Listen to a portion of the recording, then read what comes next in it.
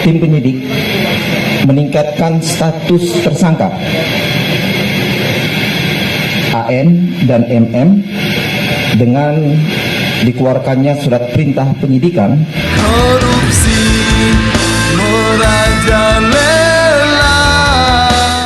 Hai guys, jangan lupa tonton sampai habis agar tidak gagal paham. Assalamualaikum warahmatullahi wabarakatuh. Salam Indonesia Jaya. Saudara-saudariku sebangsa, setanah air, dan saudara Indonesia dimanapun berada, berjumpa lagi dengan saya, Kapten Indonesia Oktobrian DSH, di program Kapten Indonesia Show, di channel YouTube yang penuh inspiratif, informatif, dan motivatif, yang bercita-cita ingin mewujudkan bangsa Indonesia yang melek politik dan melek hukum. Kenapa kita semua harus melek politik? Agar tidak ada satupun di antara kita, saya, Anda, dan keluarga kita yang menjadi korban politik di negara Indonesia yang sangat demokratis ini. Dan kenapa kita harus melek hukum? Agar tidak ada satupun rakyat Indonesia yang menjadi mangsa hukum, yang mendapatkan ketidakadilan di negara hukum Indonesia yang kita cintai ini. Semoga bermanfaat dan tercerahkan. Baik, Assalamualaikum warahmatullahi wabarakatuh. Selamat sore. Om Swastiastu, Namo Buddhaya, Salam Kebajikan. Yang kami hormati rekan-rekan media sekalian, hari ini Pusat Penerangan Hukum akan menyampaikan konferensi pers terkait penanganan perkara dugaan tindak pidana korupsi pembelian gas bumi oleh BUMD Perusahaan Daerah Pertambangan dan Energi atau PDPDE Sumatera Selatan tahun 2010-2019. Sebagaimana rekan-rekan sekalian ketahui, kami tidak menyampaikan lagi kasus posisi karena sama dengan dua tersangka yang lalu.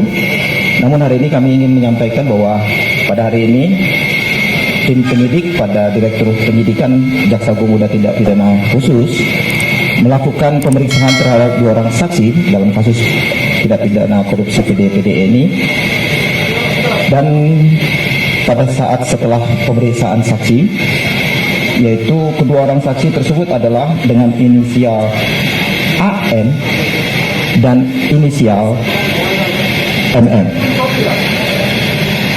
Kemudian tim penyidik meningkatkan status tersangka AN dan MM dengan dikeluarkannya surat perintah penyidikan Direktur Penyidikan Jaksa Agung Muda Tindak Pidana Khusus. Yang pertama nomor 31 garis miring F.2 garis miring FD.2 garis miring 09 garis miring 2021 tanggal 16 September 2021 atas nama tersangka NN. Itu surat perintah penyidikan. Untuk tersangka AN dengan surat perintah penyidikan Direktur Penyidikan Jaksa Agung Muda Tindak Pidana Khusus dengan nomor PRIN 32 garis miring F.2 garis miring FD.2 garis miring 09 garis miring 2021 tanggal 16 September 2021. Selanjutnya, untuk dengan penyidikan tersebut dikeluarkan penetapan tersangka terhadap MM dan AN. Untuk tersangka MM telah dikeluarkan surat perintah penetapan tersangka nomor TAP garis datar 27 garis miring F.2 garis miring FD.2 garis miring 09 garis miring 2021 tanggal 16 September 2021 untuk atas nama tersangka MM. Dan untuk tersangka AN dengan penetapan tersangkanya dengan surat perintah nomor TAP garis datar 28 garis miring F.2 garis miring FD.2 garis miring 09 garis miring 2021 tanggal hari ini juga 16 September 2021. Rekan-rekan sekalian, saya ingin menambahkan di luar kasus posisi kemarin yang sama, yaitu terkait tentang peranan tersangka. Untuk tersangka AM pada saat itu selaku Gubernur Sumatera Selatan periode 2008 sampai 2013 dan periode 2013 sampai 2018 yang melakukan permintaan alokasi gas bagi bagian negara dari BP Migas untuk PD-PDE Sumatera Selatan. Tersangka AN ini menyetujui dilakukannya kerjasama antara PD-PDE Sumatera Selatan dengan PT Dika Karya Lintas Nusa PT DKLN membentuk PT PD-PDE Gas dengan maksud menggunakan PD-PDE-nya Sumsel untuk mendapatkan alokasi gas bagian negara. Itu merupakan peran tersangka AM. Selanjutnya untuk peran tersangka MM itu selaku Direktur PT DKLN dan juga merangkap sebagai Komisaris Utama PT PD-PDE Gas serta menjabat selaku Direktur PT PD-PDE Gas. Tersangka MM menerima pembayaran yang tidak sah berupa fee marketing dari PT PD-PDE Gas. Dan selanjutnya hari ini tim penyidik pun telah melakukan pemeriksaan terkait kesehatan kedua tersangka dan juga dilakukan tes swab antigen. Kedua tersangka dinyatakan sehat dan negatif COVID-19.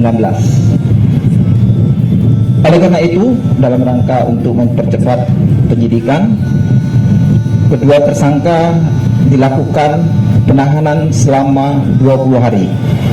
Demikian kira-kira rekan-rekan sekalian.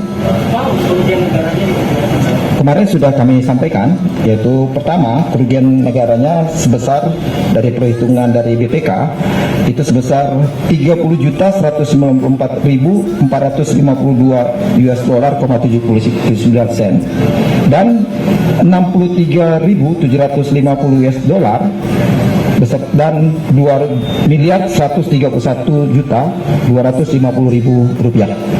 Demikian kira-kira rekan-rekan. Pak, itu terkait MM disebutkan tadi ada menerima pembayaran tidak sah dari PD-PDE Iya. Gas. Itu berapa nominalnya Pak yang pembayaran tidak sah?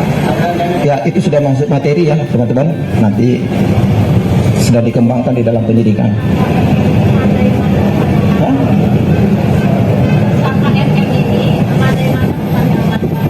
Oke, kami ke inisial, silakan teman-teman. Ya, itu sudah masuk materi, nanti kami masuk.